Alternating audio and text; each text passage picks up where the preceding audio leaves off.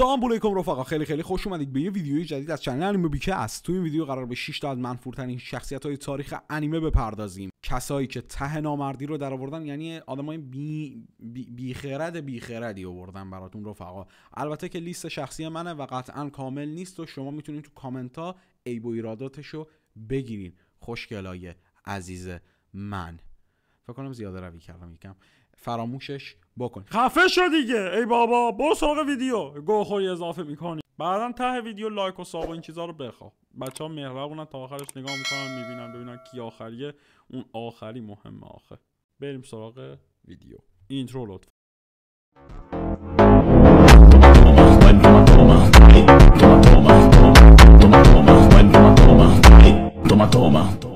شماره 6 تیچ ریش سیاه. امثال ما با این نالوتی حال نمی کنن.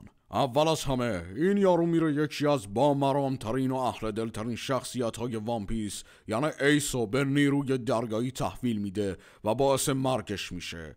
هی روزگار رو ببین. و اگه این براتون کافی نیست، که من بعید میدونم، بجز اون این نالوتی مثل یه زالو، به معنی واقعی کلمه مثل یه زالو، بعد مرگ ریش سفید که از اسمش معلوم بزرگ جمع ما به حساب میاد، از موقعیت سوء استفاده میکنه و میوه زلزله رو میدسته.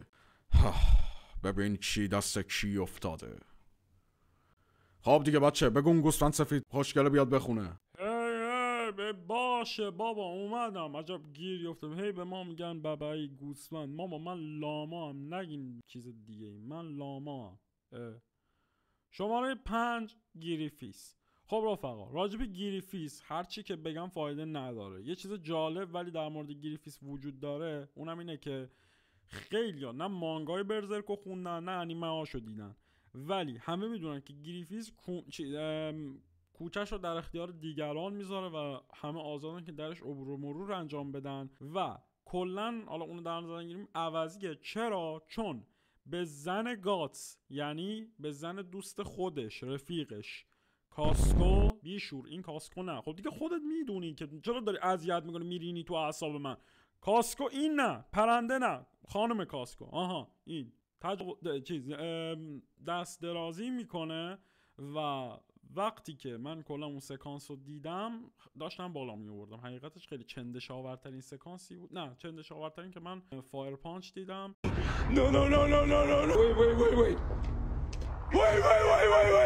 یعنی خوندمش و اون خیلی چندش آورتره، ولی اینم تو دسته دوم قرار میگیره. ببین اون دیگه چه کثافتی. حالا یه ویدیو راجع به اونم بعدا براتون میسازیم جیگرطلا. البته که اگه سابمون نداشته باشین قرار نیست اونو ببینین.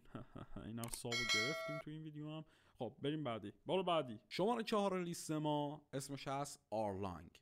میدونم شاید به نظر خیلی ها آرلانگ کمتر از تیچ و گریفیس عوضیه و در جواب باید بگم لیست خودمه. ولی چرا آرلانگ؟ چون نامی رو تقریبا نابود کرد. انسانهای زیادی رو به خاطر ماهی نبودن کشت. فیشمن منظورمه. ولی خب شاید شما بگید تیچ کسی که مثل پدرش بوده رو زده کشته، و در جواب باید بگم پدر تیچ به من ربطی نداره، یا اون کسی که مثل پدر تیچه. نامی به من ربط داره. گور پدر اون، من که نمیتونم با اون نه، یعنی ولش کن. برو نفر بعدی لطفا، خواهش میکنم. کی باید بره؟ احمق خودت ادیتوری. آها درست میگی. شماره 3 کاواکی. این یارو کاواکی یه عقده بی پدر مادره. کاواکی به کسی از پشت خنجر میزنه که برادر صداش میکنه. رفقا دیگه شما میدونین این تو دنیای انیمه یعنی چی. یعنی دیگه ته رفاقت، ته اتحاد، ته احترام. این فرد احمق کیه که این خر رو برادر صدا میکنه؟ اسمش هست بریتو. و با تمام مشکلاتی که با کاواکی داشت اون رو پذیرفت و بهش اهمیت داد و کاواکی رو جزئی از خانواده و دوستاش قرار داد و در عوض کاواکی هم برای تشکر خانواده، دوستا و هویت بوروتو رو ازش دزدید و با خودخواهی تمام برای محافظت از ناروتو و هیناتا عمت اونا رو توی محل نامعلوم محروم کرده. خب راستش بچه‌ها یه چیزی از ته قلبم بخوام بگم، راستش من کلا از اون آدمایی که فکر میکنم مسئول بقیه‌ان و بهتر از اونا میتونن برای سبک زندگی و آیندهشون تصمیم بگیرن متنفرم. آخه یکی نیست بگه کاواکی به تو چه؟ شاید ناروتو میخواد خود همین فردا بره بمیره. شاید دنبال یه اتوبوس میگرده بره زیرش. به تو چه ارتباطی داره؟ ای بابا. آقا قنبر بعدی پلیز. ها چی؟ شماره 2 اوبیتو. ببین چی شد، نامردترین فرد مون واس ما. اوسکاری مصب تو شکر.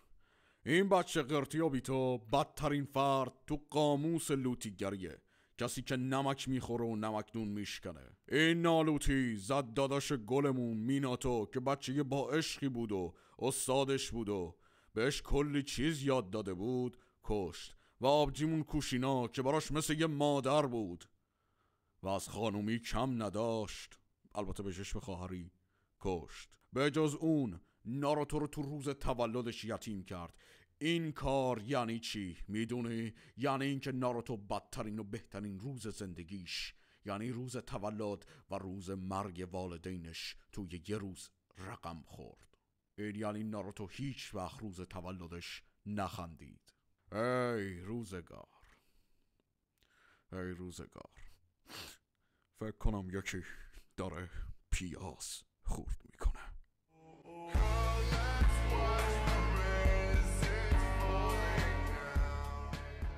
شماره 1 شو تاکر.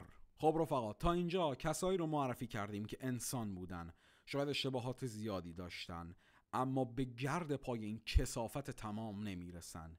این شماره 1 کثیف ترین فرد تاریخه. نه عموسیبیل آلمانی که البته اون آدم خوبی بود، نه عموسیبیل شوروی، یا 100 تا رو اونا به گرد پای این نمیرسن. اینا در مقابل اون هیچی نیستن. شو تاکر یک کیمیاگر از دنیای فول متال آلکامیست بود. طرف برای به دست آوردن مدرک کیمیاگری زن خودش رو به یک کیمرا تبدیل میکنه. کیمرا یعنی چی؟ یعنی در حالی که زنش، دقت کنید، دارای حواس بوده، یعنی هوشیار بوده و کاملا همه چیز اطرافش رو درک میکرده و تمام احساسات رو درک میکرده، اون رو با چند تا حیوان مختلف ترکیب میکنه و به شکل یه هیولای عجیب درش میاره و به همین دلیل زنش دیوانه میشه و به زندگی خودش پایان میده. ولی اگه براتون به اندازه کافی غیر انسانی نیست، این کثافت بی همه چیز دختر خودش نینا رو با بیرحمی تمام با سگش الکساندر ترکیب میکنه تا یک کیمرای سخنگو بسازه برای کسب افتخار بیشتر. نینا جای درون اون سگ در حال حس کردن و زجر کشیدنه و همیشه هوشیاره و مدام میگه بیا بازی کنی. منظورش آلفونس الریکه.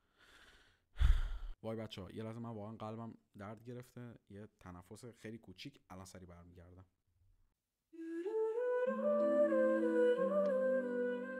مرسی که تا اینجای ویدیو همراه من بودین. یه کوچولو قلبم واقعا درد میکنه، گلومم هم درد میکنه. البته همونطور که میبینید ویدیو رو هم سعی کردم کوتاه درست کنم که شما حوصلتون بیشتر بکشه. پس برای حمایت از من، آقامبر، لاما ساما جون سفید، لاما ساما رو یادت نره. ویدیو تمام شد. مراقب خودتون باشه. خدا نگهدار. لایک و سابم فراموش نشه، مثلا ساب و کامنت.